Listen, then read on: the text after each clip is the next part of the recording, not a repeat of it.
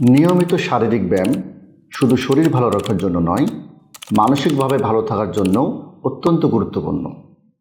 ব্যায়াম করলে আমাদের ব্রেন থেকে এন্ডোরফিন নামক একটি ফিল গুড হরমোন নিঃসৃত হয়। এই হরমোনটি প্রাকৃতিকভাবে আমাদের মেজাজ ফুরফুরে রাখে, মন ভালো রাখে এবং বিষণ্ণতা প্রতিরোধে গুরুত্বপূর্ণ ভূমিকা পালন করে। ব্যায়াম করলে আমাদের রক্তে স্ট্রেস হরমোন কর্টিসলের মাত্রা কমে। এর ফলে আমাদের স্ট্রেস কমে, অ্যাংজাইটি কমে বা উদ্বিগ্নতা কমে। আমরা জানি বিষণ্ণতা বা ডিপ্রেশনে আমাদের ব্রেইনে বিভিন্ন ধরনের নিউরোকেমিক্যাল, বিশেষ করে সেরোটোনিন, ডোপামিন, নরএপিনেফ্রিন ইত্যাদি এগুলোর ভারসাম্য নষ্ট হয়ে যায়। কেউ একজন যদি নিয়মিত ব্যায়াম করেন তাহলে ব্রেইনে এই নিউরোকেমিক্যালগুলোর ভারসাম্য বজায় থাকে। এর ফলে বিষণ্ণতা বা ডিপ্রেশন প্রতিরোধে এটি গুরুত্বপূর্ণ ভূমিকা পালন করে। আমরা সবাই জানি ভালো একটি ঘুম বা কোয়ালিটি স্লিপ আমাদের শরীর এবং মনের জন্য অত্যন্ত গুরুত্বপূর্ণ।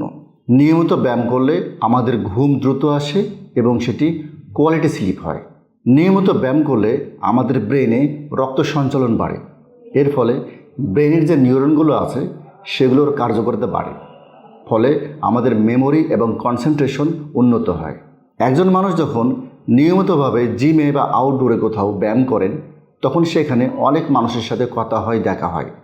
এর ফলে সামাজিকভাবে যোগাযোগ বাড়ে, মানসিকভাবে ভালো থাকতে সাহায্য করে। প্রতিদিন 30 থেকে 40 মিনিট ব্যায়াম আমাদের শরীর এবং মনের জন্য ভালো।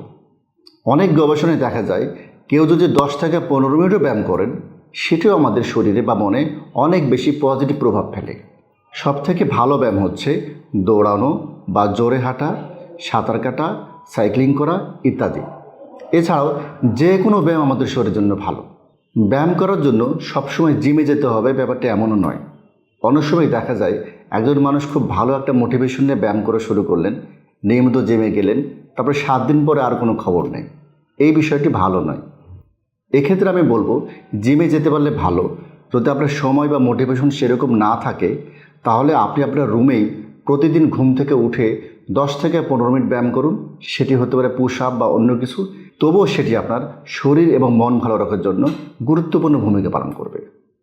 প্রতিদিন ব্যায়াম করতে পারলে সেটি অবশ্যই ভালো, কিন্তু সেটি যদি সম্ভব নাও হয় তাহলে একদিন পর পর ব্যায়াম করলে সেটিও আমাদের শরীর এবং মন ভালো রাখার জন্য অত্যন্ত গুরুত্বপূর্ণ ভূমিকা পালন করে।